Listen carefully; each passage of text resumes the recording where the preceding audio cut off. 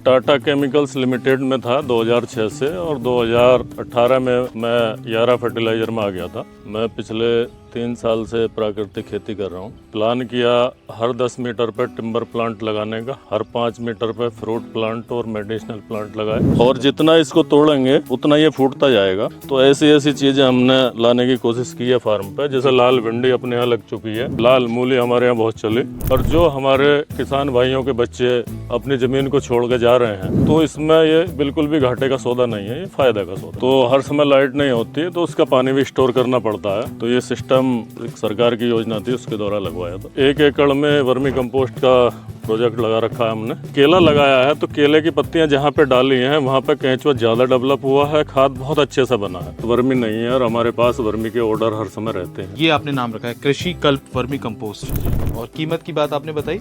नमस्कार किसान साथियों, आज इस वीडियो के माध्यम से आपको एक ऐसी कहानी दिखाने जा रहे हैं जिसको देखकर, जिसको समझकर आपका भी मन उठेगा प्राकृतिक खेती करने का। आज हम आपको मिलाने जा रहे हैं किसी प्राकृतिक किसान से जो बीते करीब 3 वर्षों से अपने खेतों में जहर नहीं डाल रहे, अच्छी खाद का प्रयोग कर रहे हैं और अच्छा उत्पादन भी ले रहे हैं। आज हम हैं दौरोला गांव में, जो पड़ता है अमरोहा उत्तर प्रदेश में। तो आइए इस किसान से जानते हैं कि कैसे इस खेती को अपनी ये अच्छी तरीके से आगे बढ़ा रहे हैं और अच्छा उत्पादन ले रहे हैं। बहुत बहुत स्वागत है आपका। एक बार अपना परिचय दीजिए कि आप कहाँ पर हैं, आपका शुभ नाम क्या है और कैसे कर रहे हैं। मैं हरवीर सिंह, ग्राम दौराला, जिला अमरोहा से हूँ। मैं पिछले 3 साल से प्राकृतिक खेती कर रहा हूँ। पहले मैंने अपने पूरे फार्म की फेंसिंग कराई। फेंसिंग कराने के बाद उसमें बफर जोन बनाया 3 मीटर का। उसमें प्लान किया हर 10 मीटर पर टिम्बर प्लांट लगाने का, हर 5 मीटर पर फ्रूट प्लांट और मेडिसिनल प्लांट लगाए, और खेत को अलग अलग जोन में बांटा, बफर जोन, पेरेनियल जोन और सीजनल जोन में। उसके बाद फसलें सेलेक्ट की, ऐसी फसलें जिनमें कीड़े बीमारियों का प्रकोप कम होता है, फर्टिलाइज़र की कम आवश्यकता होती है। जैसे आलू ना करके शकरकंद यानी कि स्वीट पोटैटो, जिसको आलू के मुकाबले फर्टिलाइज़र की बात करें तो 0 होता है, और पेस्टिसाइड की बात करें तो बिल्कुल ज़रूरत नहीं होती है जी। दूसरे चुकंदर की खेती, चुकंदर में भी सेम ऐसा ही होता है। उसमें बहुत ज़्यादा ज़रूरत नहीं है, मैनेजमेंट आपका सही है तो सारी चीज़ें ठीक रहेंगी। उसके साथ साथ मसूर है, चना है और गेहूं है, जौ है, गन्ना भी हमने बहुत अच्छे से किया है जी। और इन सभी को हमने व्हाट्सएप ग्रुप बना के और उस पर लोगों को सेल किया, लोगों को टेस्ट कराया। जी, एक चीज़ आपसे जानना चाहूँगा, अक्सर किसान, जो आजकल के किसान हैं, वो अपने खेत पर एक पेड़ भी नहीं छोड़ते। कहते हैं कि भैया पेड़ काटो क्योंकि इसकी छांव के नीचे कोई फसल नहीं होगी। और हम देखते भी हैं आपके पूरे क्षेत्र में, हम देखेंगे या तो गन्ना बेल्ट है, गेहूं है, मोटी फसलें हैं। लेकिन ये जो बफर जोन का कॉन्सेप्ट था, आपने बताया कि बाउंड्री पे आपने पेड़ लगाए, टिम्बर प्लांट्स लगाए, फलों के पौधे लगाए, तो इसका क्या कारण है? किसानों को ये क्यों लगाना चाहिए? बफर जोन के देखिए बहुत सारे कारण हैं जी। एक तो जब हम ऑर्गेनिक फार्मिंग कर रहे हैं तो बगल वाला जो फार्मर है कोई भी स्प्रे करेगा, फर्टिलाइज़र डालेगा, तो मैक्सिमम उसका जो असर रहेगा 3 मीटर तक रहेगा जी। दूसरी बात, उसमें जब हम प्लांट लगाएंगे, चाहे टिम्बर प्लांट हो, फ्रूट प्लांट हो या बैम्बू जैसे पौधे हों, तो जो खेत का टेम्परेचर है वो भी मेंटेन रहेगा। दूसरी बात, जब हवाएं आएंगी तेज़, तो हवा आने के बाद ऊपर उठेगी और तब जाएगी, यानी कि वो आपके खेत में जो हवा से होने वाले नुकसान थे वो कम हो जाएंगे, हवा का भी वेग कम हो जाएगा। तीसरी बात ये है, जो हमारे यहाँ कीड़े बहुत ज़्यादा लगते हैं और चिड़ियाँ पक्षी खेतों में नहीं आते हैं, ज़्यादातर खेतों में पेड़ ही नहीं है, तो पक्षी खेत में रहना शुरू कर देते हैं और अपने घोंसले बना लेते हैं। और हमारा जो पेस्टिसाइड जिस लिए छिड़कते हैं किसान भाई, वो काम फ्री में हमारे कीड़े कर लेते हैं और उनको, हमारे चिड़ियाँ जो हैं उनको, कीड़ों को खा लेते हैं। बहुत सुंदर। अब देख रहे हैं आपके फार्म पर, जैसे कि आपने बफर जोन की बात करी, यहाँ पर आपने मोटी फसलें भी लगाई हुई, जिसमें गेहूं लगाया हुआ है, और ये आपका आपने यहाँ पर लगाया सरसों जिसको बोलते हैं, वो भी लगाया। और यहाँ पर अगर देखेंगे दर्शक, तो यहाँ पर प्लांट्स लगे हुए हैं फ्रूट्स के, जिसमें आपने ताइवान पिंक है, मैंगो पूसा सूर्या है, ये सब लगाया हुआ है। तो अभी इनसे उत्पादन आना शुरू हो गया, या अभी कितने वर्ष की प्लांटिंग है? अभी जो मैंगो की प्लांटेशन है वो लगभग 2-2.5 साल हुए हैं और सभी पे फ्रूटिंग इस बार भी हो रही है। कुछ पौधों पे पिछले साल भी हुई थी। बहुत छोटे पौधों पे जो है फसल नहीं लेनी चाहिए जी। लेकिन बहुत अच्छे से इनकी देख रेख, कटिंग वटिंग, बड़ा अच्छा मैनेजमेंट कर रहे हैं, तो उतना ही अच्छा पौधे भी रेस्पॉन्स दे रहे हैं। पौधे का मतलब है कि जितना हम उसका ध्यान रखेंगे वो उतना ही चलता है।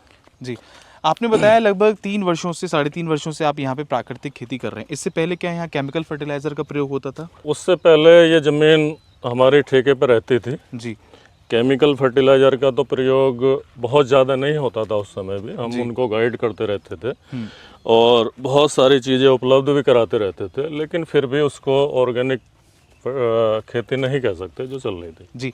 और प्रोडक्शन की बात करें, जैसे कि आम किसान भी अगर उसकी हम बात करते हैं कि आप प्राकृतिक खेती करिए, ऑर्गेनिक खेती करिए, तो वो कहते हैं प्रोडक्शन नहीं आता। यहाँ हम देख रहे हैं, ईश्वर की कृपा के लीजिए, आपकी मेहनत के लीजिए, यहाँ पर हमको प्रॉपर तरीके से एक वाइब आ रही है कि ये खाली नहीं पड़े खेत, यहाँ पर प्रॉपर अच्छा प्रोडक्शन हो रहा है। तो क्या जब आपने खेती शुरू करी थी, जब से ये चीज़ें आने लगी थी, प्रोडक्शन अच्छा होने लगा था, या आपने इसमें खास किस्म की कुछ प्रिपरेशन करी है मिट्टी के लिए, सेहत देखी है उसकी? देखो, शुरुआती दौर में जब केमिकल फर्टिलाइज़र की आदत ज़मीन को होती है, उसके बाद ग्रीन मैन्योरिंग करनी पड़ती है, कल्चर चलाने पड़ते हैं, जीवामृत, घन जीवामृत पानी के साथ चलाना पड़ता है, तो बहुत सारी चीज़ें बहुत जल्दी बहुत इंटरवल पर उसी साइकिल से करनी पड़ती हैं, जिसका आगे आने वाले टाइम में उसमें लाभ मिलता है। शुरू में तो 1 आध साल काफ़ी चैलेंज भरा रहता है, लेकिन उसके बाद धीरे धीरे पैदावार आनी शुरू हो जाती है। शुरू हो जाती है, मतलब किसान घबराए नहीं। जैसे किसान मन तो बनाते हैं बहुत सारे करने का, लेकिन वो घबराते हैं प्रोडक्शन से कि प्रोडक्शन कम हो जाएगा। और ये जो हम फसल देख रहे हैं, लगभग आप किस किस तरीके की फसल लेते हैं? अगर मोटी फसलें की बात करें, या कितनी वैरायटी आप ले चुके हैं अब तक, कितनी फसलें ले चुके हैं? अभी हमारे यहाँ गन्ना भी है, धान भी हम ले चुके हैं, चुकंदर भी हम करते हैं, शकरकंद भी हम करते हैं, मसूर और चना भी हम करते हैं। लेकिन जब फसलों के साथ दूसरी सह फसली हम करते हैं, जैसे गन्ने के साथ हल्दी की, जी। तो गन्ने को भी पोषण मिल गया, जड़ों को नाइट्रोजन मिल गया, और हल्दी की खुशबू से, हल्दी के स्वभाव से कीड़े और बीमारियों का प्रकोप उसमें कम हो जाता है। तो जैसे अभी आप सौंफ देख रहे थे, ये सौंफ इसलिए लगाई है जी। कि जो कीड़े सरसों में आने वाले थे, जी। वो सरसों में ना आके सीधे सौंफ पे आ गए, उन्होंने सौंफ में नुकसान किया और हमारी सरसों बच गई। जैसे आप देख रहे हैं जहाँ तहाँ गेंदे के पौधे लगे हुए हैं, उन्हीं का भी कारण ये है कि कीड़ा जो है पीली चीज़ को पसंद करता है और वो उस पर एकदम से आ जाता है और दूसरी चीज़ें हमारी बच जाती हैं। उसके साथ साथ फेरोमोन ट्रैप, स्टिकी ट्रैप, इन चीज़ों का भी इस्तेमाल करते हैं, जिसमें जो कीड़ा है, मक्खी है, उसकी मादा की गंध होती है और नर जो है उसके अंदर आके फंस जाता है, निकलने का कोई रास्ता होता नहीं है। जी। तो बहुत तरीक़ों से इसे किया जा सकता है, लेकिन बिल्कुल सही प्लान करके किया जाए। जी। ये वैरायटी देखिए आप, लोग वीड कहते हैं, पूसा की वैरायटी है बथुए की। हाँ। अब से और दिसंबर तक नॉन स्टॉप चलेगा और जितना इसको तोड़ेंगे उतना ये फूटता जाएगा। अरे वाह। इसका आप रायता भी बना सकते हैं, इसका आप साग भी बना सकते हैं पनीर डाल के। तो ऐसी चीज़ें हमने लाने की कोशिश की है फार्म पे। जैसे लाल भिंडी अपने यहाँ लग चुकी है जी। और लाल मूली हमारे यहाँ बहुत चली। जी। तो नई नई ऐसी प्रजातियाँ जिनमें ये चीज़ों की ज़रूरत ना हो जी।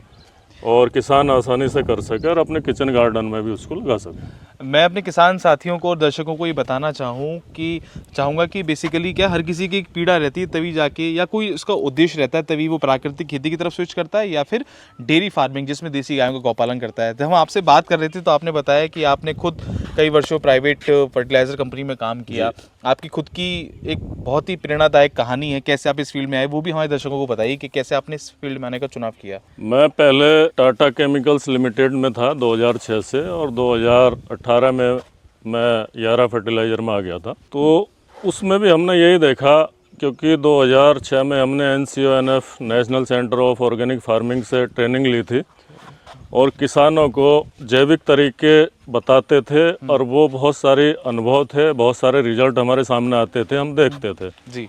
फार्मों पे हम जाते थे तो ऐसा लगता था यार फार्मिंग है, कल को अनाज की व्यवस्था है, पूरा परिवार इकट्ठा बैठा है, जो नौकरी कर रहा है, बच्चा कहीं है, बीवी कहीं है, माता पिता कहीं है। माता पिता 60 साल से ऊपर के हो गए, लेकिन बच्चे उनके पास नहीं आ सकते, वो उनके पास नहीं जा सकते। तो क्यों ना ऐसा काम किया जाए जो पूरा परिवार इकट्ठा एक जगह रहे, नौकरी लेने के बजाय नौकरी देने की बात हम करें, और जो हमारे किसान भाइयों के बच्चे अपनी ज़मीन को छोड़ के जा रहे हैं वो वापस दोबारा से इसी पर लौट के आएँ, कॉन्सेप्ट थोड़ा सा चेंज करें और उसको देखें और उसको समझें, तो इसमें ये बिल्कुल भी घाटे का सौदा नहीं है, ये फ़ायदा का सौदा है। एक चीज़ आपसे और जानना चाहूँगा, अक्सर किसान ये कहते हैं कि अगर हम प्राकृतिक खेती करें, क्योंकि आजकल सब मशीन्स पे डिपेंडेंट हो गए हैं और लेबर नहीं मिल रही गांव में, तो आपने क्या इस तरीके की समस्या का सामना किया या आप खुद भी खेतों में काम करते हैं या क्या लेबर पे डिपेंडेंट हैं? देखो, लेबर की समस्या सब जगह है और लेबर की समस्या से जूझना पड़ता है, लेकिन हम चाहें केवल लेबर से ही सारी चीज़ें हो जाएंगी। खुद सुबह 6 बजे यहाँ आना पड़ता है, 6 से 8 बजे ये रूटीन है कि यहाँ आए, यहीं नहाए, यहीं योगा किया, यहीं काम देखा, काम बताया, काम कराया। और लेबर कम करने के लिए हम क्या करते हैं, लेबर बहुत ज़्यादा लगती है खरपतवार के लिए। खरपतवार के लिए यदि अच्छी प्लानिंग कर लें, ज़मीन यदि नंगी ना रहे, ऐसी फसल लगाई जाए या उस सीक्वेंस में फसल लगाई जाए, तो खरपतवार का एक टाइम होता है। बरसात के टाइम में कौन सी फसल नहीं लगनी चाहिए, जाड़ों में कौन सी नहीं लगनी चाहिए, किसके साथ कौन सी लगनी चाहिए। यदि हम उसका सिलेक्शन ठीक से कर लेंगे तो पैदावार भी बढ़ेगी और हमारी जो है खरपतवार की समस्या भी नहीं आएगी, तो उससे भी बहुत अधिक लाभ मिल सकता है। जी, आइए चलते हैं, अपने दर्शकों को ये भी दिखाते चलें कितनी सुंदर तरीके से अपने उस फार्म को पूरा आप डेवलप किया है। ये जो आपने किया है, ये क्या पानी के लिए किया है या कैसे? ये पानी का भी है। जब हम केंचुआ खाद की बात करते हैं तो उसमें पानी का भी छिड़काव होता है जी। तो हर समय लाइट नहीं होती, तो उसका पानी भी स्टोर करना पड़ता है। तो ये पूरा जैन इरिगेशन का सिस्टम लगाया हुआ है और आपने। दूसरी बात ये है कि पूरे खेत में स्प्रिंकलर की ज़रूरत थी कि भाई बारिश टाइम पर नहीं हो रही तो प्राकृतिक बारिश कैसे हो, बरसात कैसे हो। जी। तो ये पूरा सिस्टम है। फ्लड से देना चाहेंगे तो उसके साथ भी हमारे कल्चर जाएंगे वेंचुरी के द्वारा। अच्छा। और छिड़काव में जाएंगे तो उसके द्वारा भी वेंचुरी के द्वारा हमारा ट्राइकोडर्मा भी जाएगा और हमारा पीएसबी कल्चर भी जाएगा। जो भी कल्चर हम देना चाहेंगे या हम घन जीवामृत या जीवामृत चलाना चाह रहे हैं वो भी हमारे खेत में प्रॉपर तरीके से चला जाएगा।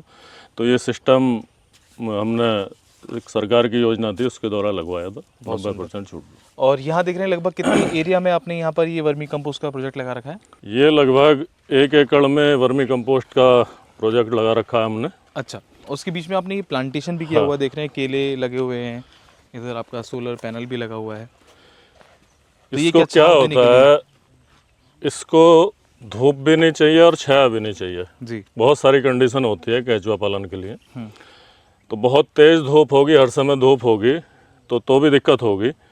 तो या तो ग्रीन नेट लगाना पड़ा था पिछले बार हमें, फिर हमने सोचा कि उसके बजाय हम केले का प्लांटेशन कर दें। केले की पत्तियों से, केले के पेड़ से इस पर छाया रहेगी। दूसरी बात, जहाँ हमारी पुआल लग रही है ऊपर ये डली हुई है, तो ये हमको खरीदना पड़ता है। यदि केला लगाया है तो केले की पत्तियां जहाँ पे डाली हैं वहाँ पे केंचुआ ज़्यादा डेवलप हुआ है, खाद बहुत अच्छे से बना है। अच्छा। तो हमारा खर्चा बचा। दूसरी बात, केले पे केले की फसल आई तो वो बिकी जी। तीसरी बात, जब हम इसको डालेंगे तो पोटेशियम की मात्रा बहुत ज़्यादा केले के पत्ते के अंदर होती है, तो हमारे खाद के अंदर क्वालिटी बढ़ गई। पोटेशियम की मात्रा, पोटास की मात्रा जो हमारे ज़मीन के अंदर सबसे कम है, जब से सबसे ज़्यादा ज़रूरत है, वो हमको इससे मिलती है। और जो पेड़ हमारा केले का फल टूटने के बाद बेकार जाता है, उसको भी हम तैयारी कर रहे हैं कि चैप कटर से काट के उसको हम 10% गोबर की बचत करें, उसमें लगाएं, ताकि 10% हमारा गोबर बचे और जो है पोटेशियम की मात्रा उसमें बढ़ जाए हमारी। अब बात कर लेते हैं, किसान सबसे बड़ी बात करता है, इतना बड़ा सिस्टम पूरा लगाने के लिए सबसे बड़ी बात है पैसा चाहिए उसको, और पैसा लगाने के बाद भी उसके आउटकम्स क्या होते हैं। आपने लगभग इस पूरे फार्म पर कितना खर्च कर दिया होगा और आपको आउटकम उस हिसाब से मिल रहा है सालाना, अगर कमाई की बात करें तो? देखो, शुरुआती दौर में तो पैसा लगाना ही पड़ता है। शुरुआत में जब फेंसिंग कराई लगभग 7-8 लाख रुपए खर्च हुआ पूरे फार्म का। ये डेवलप किया, इसमें भी 2-3 लाख रुपए लगा और धीरे धीरे शुरू में लगता रहता है। वो पैकिंग की तरफ जाएंगे, मार्केट की तरफ जाएंगे तो पहले खर्चे करने होते हैं जी। लेकिन हमने क्वालिटी से कंप्रोमाइज़ नहीं किया। शुरू में थोड़ा चैलेंज आया बिक्री में, लेकिन आज की बात करें तो हमारे पास वर्मी नहीं है और हमारे पास वर्मी के ऑर्डर हर समय रहते हैं। लेकिन क्वालिटी हम बहुत बेस्ट क्वालिटी देते हैं। उसके अंदर ट्राइकोडर्मा और ब्यूवेरिया वेशियाना भी लगाते हैं, नीम ऑयल भी हम लगाते हैं, पीएसबी कल्चर भी लगाते हैं, बैक्टीरिया डेवलप करते हैं और प्रॉपर लैब में टेस्ट करके जब वो बिल्कुल सैंपल ठीक होता है, सारी चीज़ें हमें लगता है कि बिल्कुल नमी भी ठीक है, इसके अंदर जो पोषक तत्व होने चाहिए थे वो भी पूरे हैं, उसके बाद ही हम उसको पैकिंग में ले जाते हैं। उसके बाद बैच नंबर डालने के बाद वो रेडी होता है बिकने के लिए। 40 किलो का बैग है अपना। और क्या कीमत होगी उसकी अभी? उसकी हम अभी 400 रुपये बेच रहे हैं 40 किलो के बैग को। क्या लगता है आपको, अगर आप मोटी फसल करते हो और जैसे कि आप जैसे ट्रेडिशनली खेती आ रही थी यहाँ पर करते हुए आ रहे थे, जिसको आप उठाते थे वैसे ही करते, और आज जब आप कर रहे हैं तो कितना संतुष्ट समझते हैं खुद को? देखो, जो भी मोटी फसल है या गन्ने की बात करें या कोई भी बात ऐसी करें, तो उसके लगातार बार बार वही फसल होने से ज़मीन की जो फर्टिलिटी है वो कम हो रही थी जी। पोषक तत्वों की कमी आ रही थी, खरपतवार और कीड़े बीमारियों का प्रकोप जो है बढ़ रहा था जी। लेकिन जैसे ही फसल चेंज करेंगे तो ज़मीन को अलग अलग तरीके का पोषक तत्व मिलेंगे, ज़मीन मुलायम होगी और नई नई फसलें हम इस तरह की लगाएंगे और बीच बीच में कल्चर चलाएंगे, घन जीवामृत चलाएंगे तो उसका जो है काफ़ी लाभ मिलता है और जो फसल की क्वालिटी होती है वो भी बढ़ती है और धीरे धीरे अब हम बात करें 3 साल हो गए तो हमारा पैदावार भी फुल आ गई है। बहुत सुंदर। चाहे वो गेहूं की बात करें चाहे किसी और फसल की बात करें। तो लगभग आप कितना समय देते होंगे खेत पर? खेत पर रोजाना 3 से 4 घंटे तो रहते ही हैं। और अगर मैं बात करूं आय की, जैसे आपने बताया कि वर्मी कंपोस्ट के साथ भी, तो क्या काम सफ़र नहीं करता? ये 12 महीने से ये चलती रहती है, खेती का काम और वर्मी कंपोस्ट का काम, ये सब चलता रहता है साथ साथ? हाँ, 12 महीने चलता रहता। थोड़ा थोड़ा जैसा सर्दियाँ हैं उसमें थोड़ा जी स्लो हो जाता है वर्मी कंपोस्ट का काम, बरसात में थोड़ा हो जाता है, लेकिन हर समय चलता रहता है और चलाए रखना होता है। यदि रुक गए तो फिर कैंचुओं को नुकसान होता है और चीज़ें सिस्टम में नहीं रहती। फिर मार्केटिंग कैसे करते हैं अपने उत्पाद की? क्या वीडियोस के माध्यम से, सोशल मीडिया का प्रयोग करते हैं? कैसे लोगों तक कैसे पहुंच पा रहे हैं अभी आप? अभी लोगों तक, चूँकि मैंने यारा फर्टिलाइज़र में काम किया था और इस ज़िले में काफ़ी फार्मरों से पहचान थी, काफ़ी रिटेलर्स से पहचान थी जी। तो उसी पहचान के ज़रिए हम मार्केट में घुसे और अब धीरे धीरे फार्मर ही हमारी पब्लिसिटी कर रहे हैं, वही हमारा ऐड कर रहे हैं।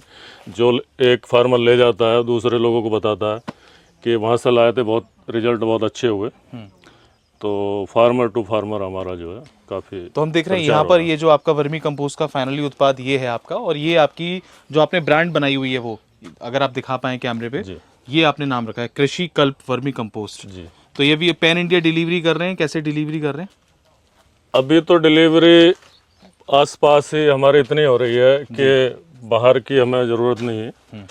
कुछ हमने यूनिट लगवाई हैं, कंसल्टेंसी भी हमने दी है। अच्छा। और उनका भी हम खरीद के आगे देने का प्लान है, अपने ही मानक पे उनसे तैयार करा रहे हैं और भविष्य में हम बाहर भी इसको भेजेंगे छोटे पैकिंग में जी। अभी तो बाहर नहीं जा रहा है। अभी केवल 40 किलो की पैकिंग जो आप बता रहे हैं? 40 किलो की है और 5 किलो की है। 5 किलो की है।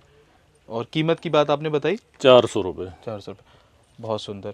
तो ये भी एक तरीके से कहीं ना कहीं एक एडिशनल इनकम हो गई पूरे सिस्टम को चलाने के लिए, फार्म को सस्टेन कराने के लिए एक बिजनेस भी आपने खड़ा किया है जी। अब कोई भी प्राकृतिक खेती करेंगे, जैविक खेती करेंगे, कुछ भी कह लो, उसमें सबसे पहले क्या है कि गोबर की खाद हो गई या केंचुए की खाद हो गई, जब इसको डालेंगे तो उसका बहुत अच्छा रिजल्ट खेतों को रहता है। रिजल्ट के साथ साथ दूसरी चीज़ें जो आदत पड़ी हुई थी वो बहुत जल्दी से ज़मीन की छूट जाती है। ज़मीन को ऐसा लगता ही नहीं कि जो दूसरी चीज़ें हम दे रहे थे उसकी ज़रूरत भी है। बिल्कुल, यदि इसको प्रॉपर टाइम पर डाल देंगे, समय पर डाल देंगे, क्योंकि धूप के समय से नहीं डालना जी, खुले खेत में नहीं डालना, जुताई इससे पहले डालना है, बहुत सारी चीज़ें हैं वो फार्मरों को समझाते हैं, एक एक बताते हैं। और यहाँ भी हम फार्मरों को ट्रेनिंग देते हैं कि चाहे हमारे यहाँ से लो या आपके पशु हैं तो आप अपने घर में 4 बेड लगाइए, अपने लिए इसको तैयार कीजिए। ये आने वाले टाइम का भविष्य है, क्योंकि जहर मुक्त खेती करनी है तो इस ओर जाना पड़ेगा। बिल्कुल। तो आशा करते हैं इस कहानी से हमारे देश के जो दर्शक हैं, हमारे चैनल के जो दर्शक हैं, वो कुछ सीख लेंगे और अपने खेत पे ही जो अपना फार्म प्रोड्यूस है उसको प्रॉपर तरीके से पैकेजिंग करके उसको प्रोसेस करके आगे बेचेंगे। अगर आप जुड़ना चाहें हमारे दर्शकों से या कोई आपसे संपर्क करना चाहे तो अपना नंबर एक बार बता दीजिए। ठीक, मेरा नंबर है 9927609332। तो आशा करते हैं आपको वीडियो ज़रूर पसंद आएगी। अगर आपको वीडियो पसंद आई हो तो अधिक से अधिक इसको शेयर करें, लाइक करें, और जो भी आपके क्वेश्चंस हो नीचे कमेंट कर सकते हैं और हमारे जो किसान भाई हैं उनसे संपर्क करके ये वर्मी कंपोस्ट मंगा सकते हैं और उनकी कंसल्टेंसी भी ले सकते हैं। धन्यवाद।